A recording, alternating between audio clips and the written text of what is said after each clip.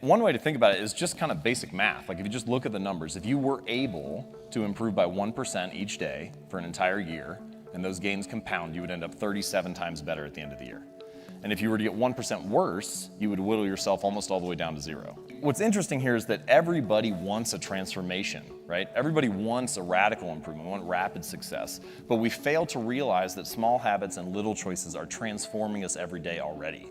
For the rest of this talk, there are 4 stages of habit formation. I'm going to take you through each of those 4. So the 4 stages are noticing, wanting, doing, and liking. Noticing, wanting, doing, and liking. One of my favorite things about noticing, one of my favorite strategies for discussing it, is called implementation intentions. Many people think that they lack motivation when what they really lack is clarity. They think that they need to get more motivated, that they need willpower in order to execute on a habit. If I just felt like writing, if I just felt like meditating, if I felt like working out, then I would do it. But in fact, they don't have a plan for it, and so they wake up each day thinking, I wonder if I'll feel motivated to write today. I wonder if I'll feel motivated to work out today. But instead, you can take the decision-making out of it by explicitly stating when, where, and how you want to implement the habit. It sounds easy to say, let's just start a plan, let's write down exactly what you should do, and then maybe you'll follow through on it. But of course, we all know that there are challenges that arise, it's not quite that easy. So here's a little strategy that I like to use to make sure you can come up with a better plan of action, and it's called a failure pre-mortem. So the way that it works is you think about the habit, the project, the goal, whatever the most important thing is that you want to work on, and then I want you to imagine, fast forward 6 months from now and you failed.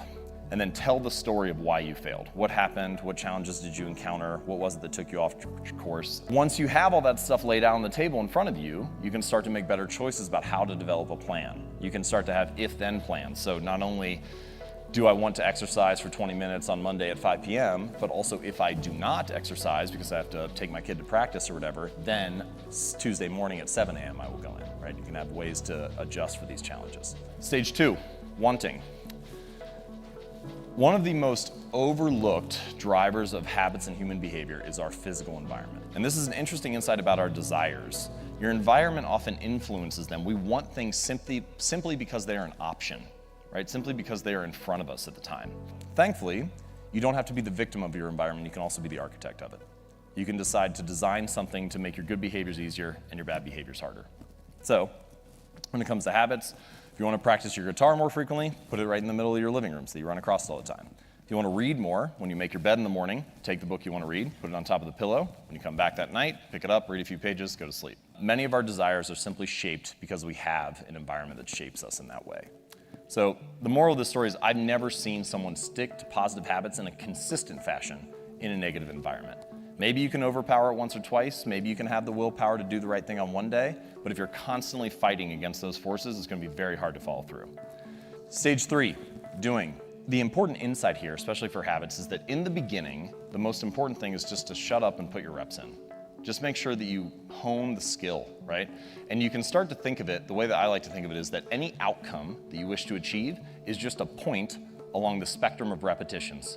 So if you have few reps to more reps, and you can imagine an easy goal, moderate goal, a hard goal, the more reps that you put in, the more likely you are to achieve that goal.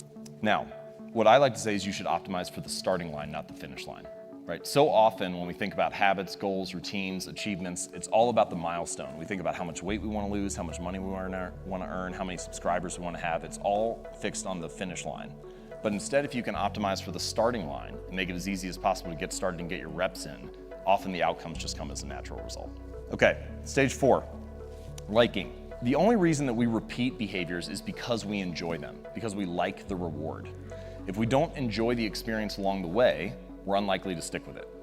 And that means that you need to figure out ways to bring a reward into the present moment because good habits have a problem. And that problem is that for good habits, the immediate consequence is there. There's a cost that happens in the moment, but the reward is often delayed. So you need to figure out how to bring the reward into the present moment to stick to a good habit. And someone else who's going to be speaking here, Seth Godin, had a very nice little quote about this where he said, the best way to change long-term behavior is with short-term feedback.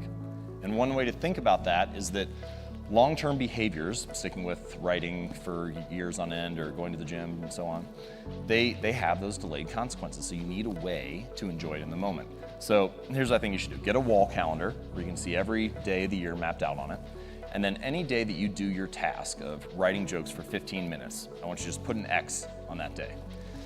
And you'll have a couple false starts here and there, but at some point you're gonna get a little bit of a chain going, right? You get 4, 5, 6, 7, 8 days in a row. And at that point, your only goal becomes to don't break the chain. Doesn't matter how good or how bad the jokes are, doesn't matter if it makes it into your material, just don't break the chain. What's interesting about this is that by measuring your progress, you get an immediate reward in the moment, right? The reward of like having a great stand-up routine 40 days from now or 40 weeks from now or whatever, is not, it's so delayed that you need something in the moment that makes you feel good. So if you do those 15 minutes, you can cross that off. That's a way to get an immediate hit, a little bit of a reward by tracking it. We often fear that in order to achieve something new, to become someone new, we have to abandon everything that we are. But in fact, that's not how it works. Change can happen plank by plank, board by board, habit by habit.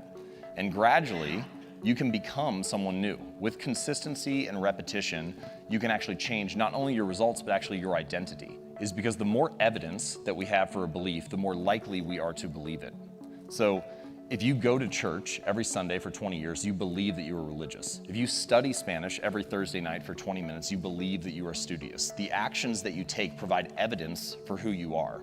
And it's not that habits matter more necessarily on an individual basis. Each moment in life matters, but what ends up happening is that over the broad span of time, things that you do once or twice fade away, and things that you do time after time, day after day, week after week, accumulate the bulk of the evidence for what you believe about yourself. And so every action that you take is actually a vote for the type of person that you want to become.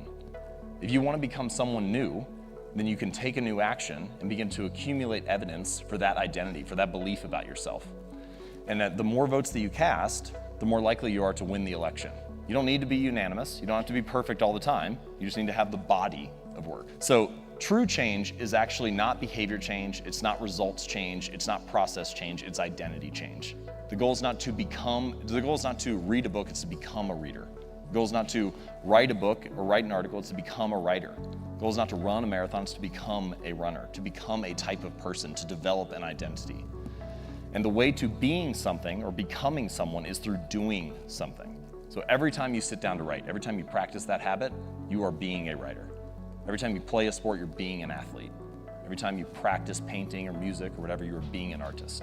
And habits are not only the method through which we achieve external measures of success, like losing weight or earning more money or meditating and reducing stress. They are also the path through which we achieve internal change and actually become someone new. They're the path through which we forge the identity that we have, the deepest beliefs we have about ourselves, our sense of self. And so if you can change your habits, you can change your life.